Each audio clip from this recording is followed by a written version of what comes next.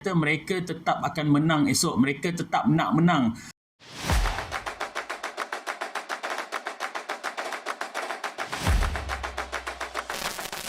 Assalamualaikum warahmatullahi wabarakatuh. Apa khabar semua fans Harimau Malaya? Kita jumpa lagi. Kali ini untuk perlawanan seterusnya peringkat kalah mati Piala Dunia Qatar 2022. Kali ini melibatkan pasukan Wira Asia iaitu Jepun yang akan turun menentang naib juara Piala Dunia 2018 iaitu Croatia. Wow, satu pertandingan yang atas kertas nampak pasti akan mencabar untuk pasukan Jepun. Of course, Jepun dah bagi satu keterujaan yang luar biasalah kepada fan Asia apabila peringkat kumpulan hari itu mereka beraksi dengan cemerlang menewaskan Jerman pada perlawanan pertama, dan kemudian pada perlawanan ketiga mereka menewaskan Spanyol. Kedua-dua itu bekas juara dunia. Cumanya tercalar sikitlah pada perlawanan kedua tu mereka dikejutkan pula oleh pasukan Costa Rica.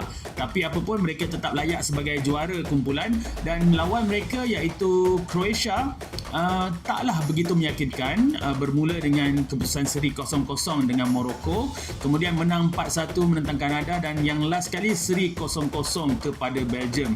Positifnya sepanjang group stage Croatia baru bolos 1 gol sahaja dan itu juga sebenarnya kalau tanya orang lah dibantu dengan ketajaman Lukaku di depan gol pada perlawanan terakhir tersebut. Boleh katakan ada 4-5 chance yang dia boleh skor tapi dia tak skor dan akhirnya Croatia berjaya layak sebagai naib juara kumpulan. Okey, head to head antara pasukan Jepun dan Croatia macam mana?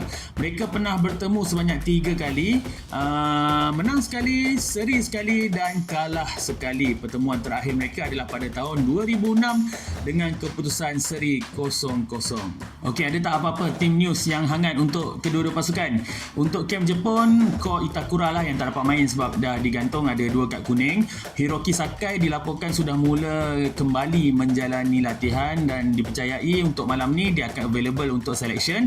Cuma pemain yang diragui untuk dapat turun ke tak dapat turun adalah Takefusa Kubo. Player lincah, badan kecil tu kan. Dia tak pasti lagi boleh diturunkan.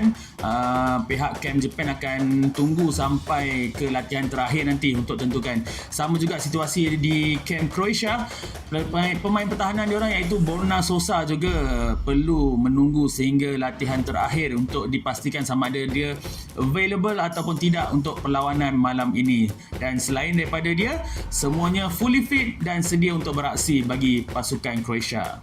Okey, apa yang antara intipati yang diperkatakan dalam sidang media bersama pasukan untuk kamp Jepun iaitu coach mereka Hajime Moriyasu. Dia kata mereka tetap akan menang esok. Mereka tetap nak menang. Mereka hormat Croatia sebagai naib juara edisi yang lalu. Bagi dia, Croatia ni adalah pasukan yang bijak. Dia boleh adapt dengan situasi. Bila tim yang terlalu menyerang, dia boleh absorb serangan, dan bila tim yang terlalu bertahan, dia boleh tampil dengan serangan-serangan yang berbahaya juga. Jadi bagi dia, tim ni sangat unpredictable. Tapi mereka akan beraksi sebagai satu pasukan pejuang yang akan berjuang habis-habisan sampai ke titisan darah terakhir. Dia punya semangat samurai blue tu kan.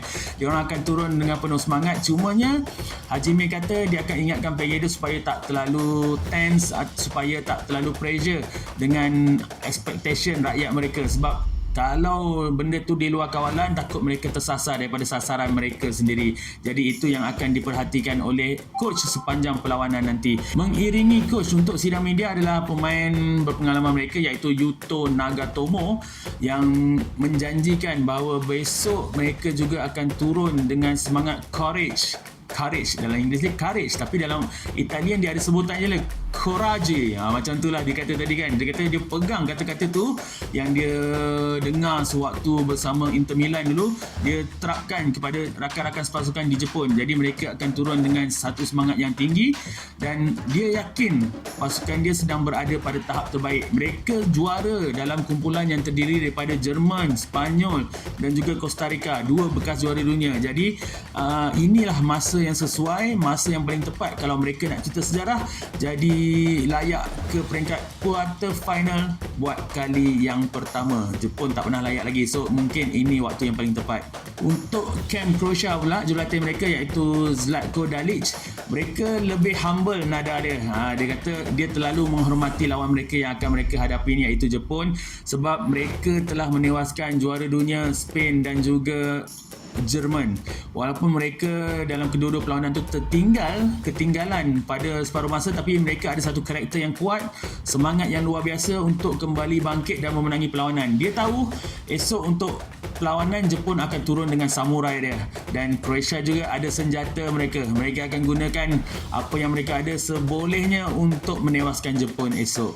Okey, apa yang kita boleh expect untuk perlawanan malam ini untuk camp Jepun?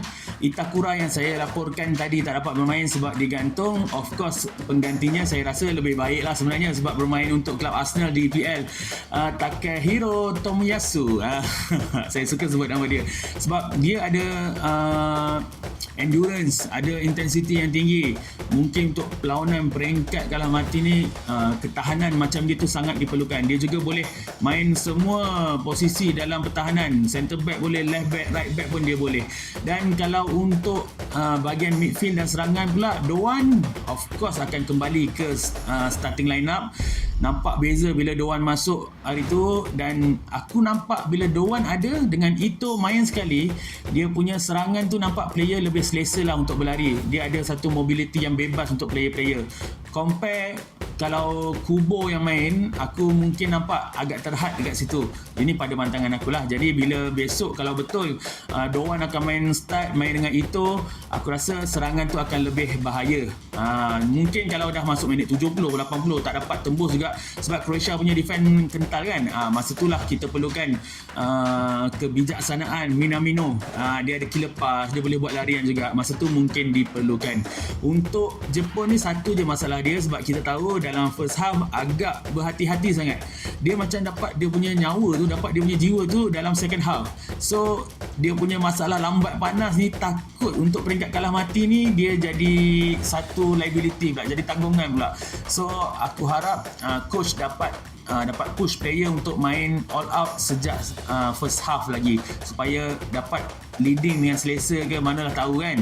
Untuk Croatia pula dijangka tak ada apa-apa pertukaran lah, kecuali kalau Borna Sosa tu tak dapat turun, mungkin akan ada perubahan lah. Cumanya aku rasa diorang akan main lebih relax sebab Croatia yang macam kita tahu, dia memang bukan pasukan yang akan push all out attack dari mula. Dia akan tengok game pihak lawan, dia akan cuba absorb kalau lawan suka menyerang, dan kemudian dia akan menyerang ikut peluang yang ada. Counter attack diorang punya serangan, set piece pun boleh tahan juga. Cumanya kunci untuk pasukan Croatia ni aku tengok pada gandingan tengah Modric dengan Kovacic lah. Ini memang dua gandingan pada aku untuk kejohanan ni antara yang terbaik setakat ni, sebab diorang boleh mengunci pergerakan pihak midfield pasukan lawan. Cumanya bila dah hujung-hujung tu, sebab dua-dua pun dah mungkin kepenatan, dia agak longgar sikit lah. Mesti ada backup daripada pemain-pemain midfield yang lain. Defending juga memang kita tahu padu Croatia, tak perlu nak dinafikan. Serangan diorang juga akan dikemudi oleh Perisic, Kramaric dan juga Livaya.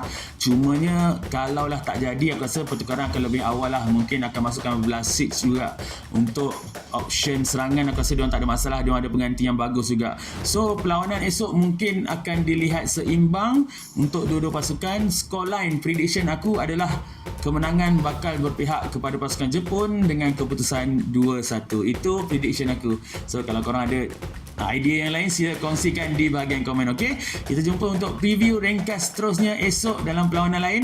Assalamualaikum.